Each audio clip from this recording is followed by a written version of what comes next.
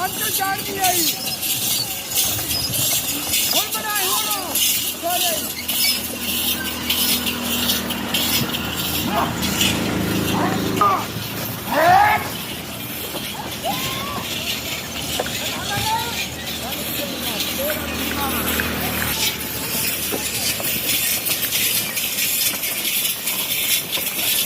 ये खान जी ने इधर तस्वीर बनाओ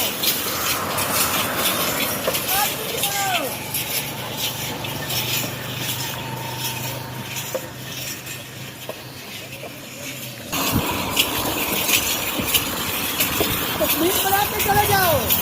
तस्वीर बना के चले जाओ